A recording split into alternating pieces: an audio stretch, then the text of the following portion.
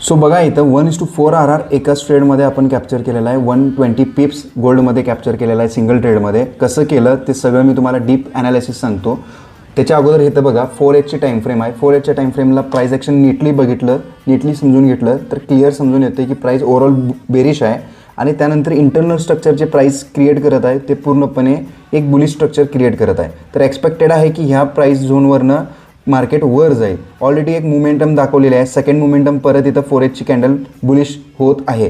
तर तेव्हाच आपण एंटर केलो 1 मिनिटच्या टाईम फ्रेमला. इथं आपण बघितलं की स्ट्रक्चर शिफ्ट झालेला आहे. त्यानंतर इथं लिक्विडिटी पण मार्केटनं कलेक्ट केलेलं आहे आणि आमच्या ऑर्डर फ्लोला प्राईस आली, एक्झॅक्टली टच केली आणि हे वरती प्राईस घेऊन गेला. तर हे कॉम्बिनेशन आहे 4Hचा आणि 1 मिनिटाचा. म्हणजे आपण मोठ्या टाईम फ्रेमचा बायस सेट करणार आणि लोअर टाईम फ्रेममध्ये कन्फर्मेशन घेऊन एंट्री करणार. हेच आहे IMC ट्रेडिंगची कन्सेप्ट. जर तुम्हाला IMC ट्रेडिंग शिकायची असेल तर आमच्या चॅनलमध्ये लिंक दिलेली आहे डिस्क्रिप्शन बॉक्समध्ये. तिथं तुम्ही जाऊन ही IMC ई बुक तुम्ही डाउनलोड करून मराठी भाषेमध्ये समजून शिकू शकता.